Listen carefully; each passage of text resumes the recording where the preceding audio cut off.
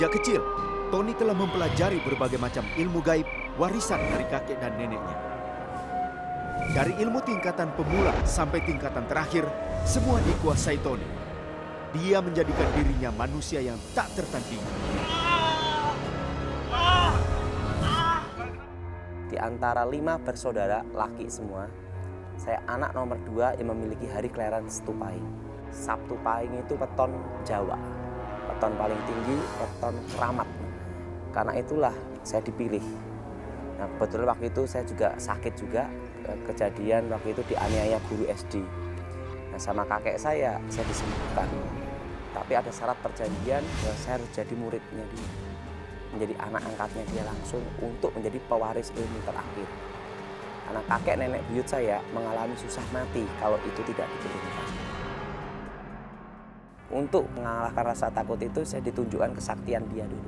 Waktu pertama kali ditunjukin ilmu menghilang dulu sama ilmu pindah tempat. Pada waktu di rumahnya, di depan mata, udah ada di belakang. Begitu saya lihat belakang, hilang, udah di depan saya lagi. Nah, setelah itu saya cari, udah ada di luar rumah. Di situ saya lihat, kagum. Wah, hebat juga ini. Wah, kalau punya ilmu kayak gini, enak juga ini. Nah, akhirnya saya tertarik.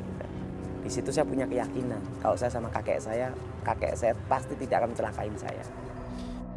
Ketertarikannya untuk mempelajari ilmu gaib membuat Tony harus melewati beberapa ujian.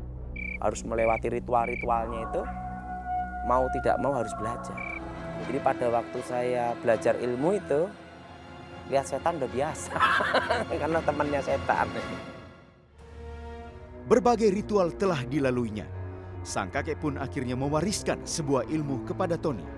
Pertama itu saya belajar ilmu aji tapak banyu. Jadi ilmu mengambang di atas air. Jadi tidak bisa tenggelam di air. Tahap dasar untuk mempelajari ilmu untuk menyatu dengan alam. Lulus dan tidaknya belajar ilmu berikutnya harus pertama itu dulu. Keseimbangan antara tubuh, jiwa, dan roh, menyatunya manusia dengan alam itu. Ya ditunjukin aja, dia bisa jalan dek-dek gitu aja. Kalau saya lihat, akhirnya saya lakuin.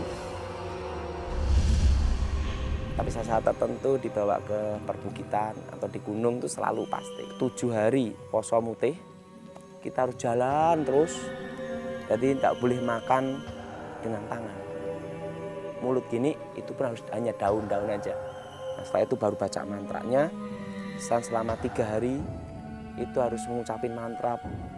Setelah itu istirahat sebentar mengucapin mantra sampai 3 hari itu pati geni. Tidak makan, tidak minum, dan tidak boleh lihat unsur cahaya. Nah, setelah itu baru dipraktekin ilmunya. Mempraktekkan ya di depan guru saya, suruh bacain mantra, pindah. Jadi saya pikiran saya ingin ke sana, langsung pindah. Tidak hanya kakeknya yang mewariskan ilmu gaib tersebut. Neneknya pun siap untuk mewariskan ilmu hitam tingkat tinggi. Saya belajar ilmu hitam dari nenek saya. Membunuh jarak jauh. Ada ritual-ritual juga. Jadi ritual darah itu binatang dikorbankan. Waktu itu saya diberitahu kalau tidak ingin melukai diri sendiri harus membunuh orang. Saya tidak mau. Lebih baik saya melukai diri sendiri. Kau harus membunuh orang sebagai korban. Saya tidak bisa membunuh orang, Nek. Kalau begitu kamu harus mengorbankan darah kamu. Darah saya curahkan. Saya di sini ada luka. Darah saya persembahkan juga. Untuk lengkap itu pasang susu untuk kebal senjata. Waktu itu saya masih ingat tuh jarum emas sama tembaga. Sama nenek saya ngomong kamu harus makan. Gimana cara makannya ya? Tapi nenek saya ngomong kamu yakin aja. Nah, sejak kecil kan saya punya sugesti. Saya yakin guru saya tidak nyelakain saya. Tenggorokan ini sampai sini rasa sakit sekali. Tiba-tiba itu seperti jarum itu berjalan. Sret, sret, sret, sret. Seperti apa yang ditunjukkan ke guru saya itu. Kamu telah menguasai ilmu santet tingkat tinggi, Joko. Dengan ilmu kesaktian yang dimiliki oleh Tony, ia mampu membuat orang-orang datang kepadanya guna meminta pertolongan.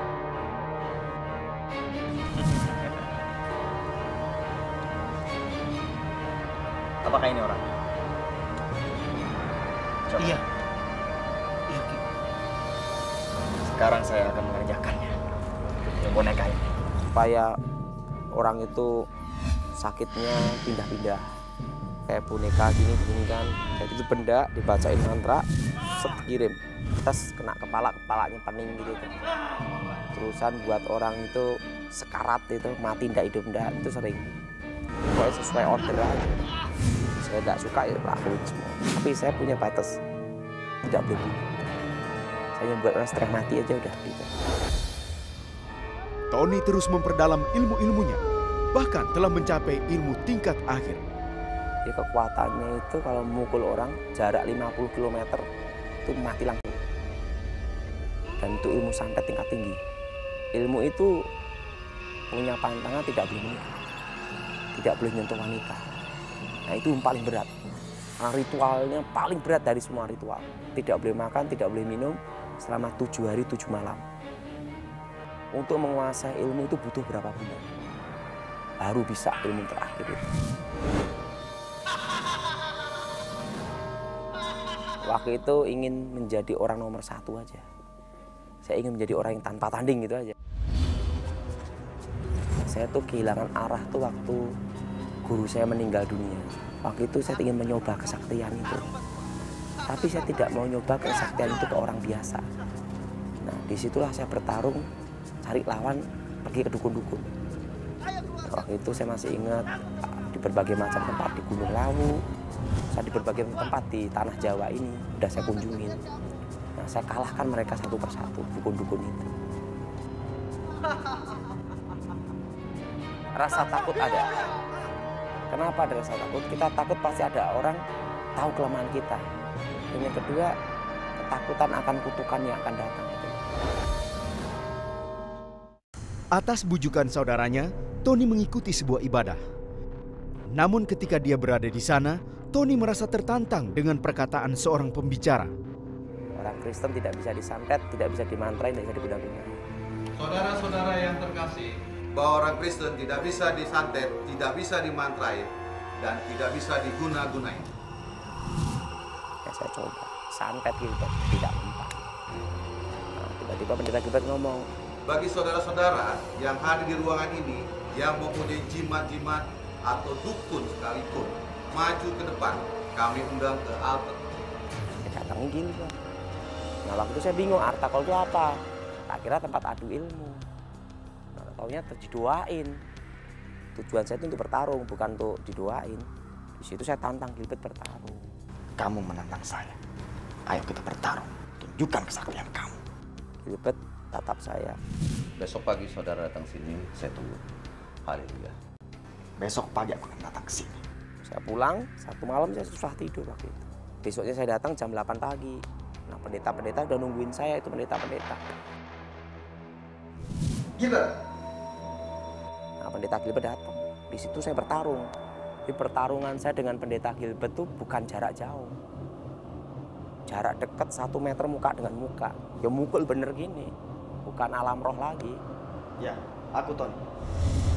Ayo kita bertarung. Oke, silakan.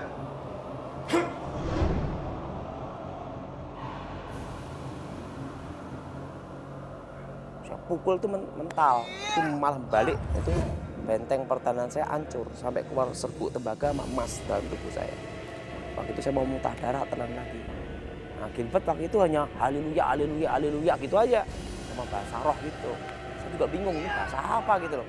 Saya pukul mental, pukul mental, pukul mental terus. Nah, waktu itu mendekati jam 12 siang saya ngomong sama Gilbert, ini ilmu terakhir saya. Kalau saya kalah saya berguru sama kamu, kalau saya menang kamu mati. Saya kalah. Saya akan berguru sama kamu. Kalau saya menang, kamu mati. Heh. Gilbert ngomong silahkan. Silakan, Tony. Saya baca mantra terakhir waktu itu Pamengkang Jagat. Sekali pukul 50 km batu hancur.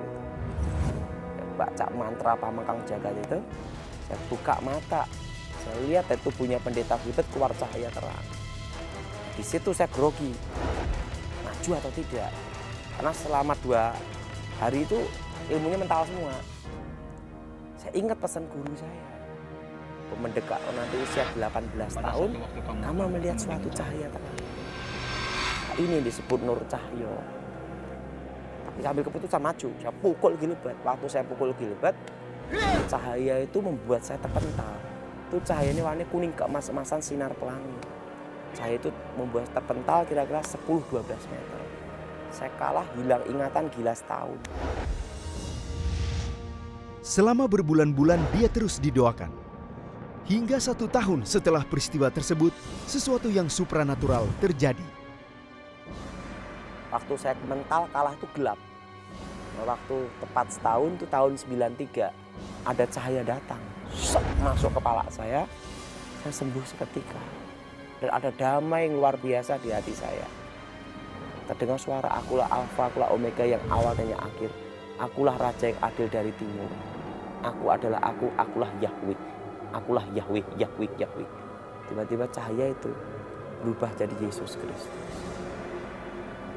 Saya tidak bisa lihat wajahnya, hanya jubahnya. Dan suara itu berkata, akulah Yesus. Saya ketemu Yesus sendiri. Dan cahaya itu berubah. Satu sosok, jubah putih, terang benderang.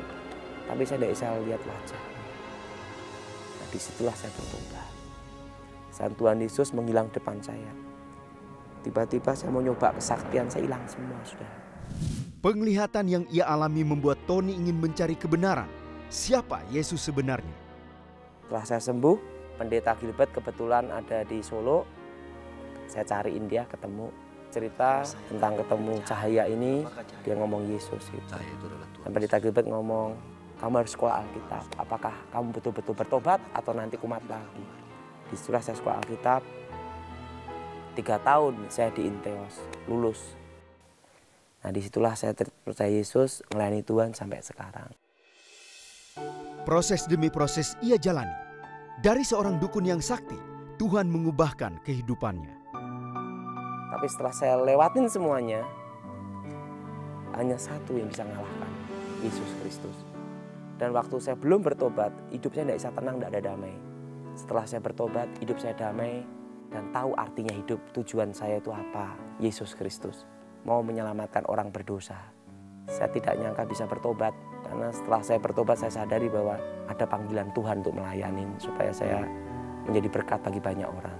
Supaya tidak banyak orang tersesat seperti jalan saya waktu belum bertobat.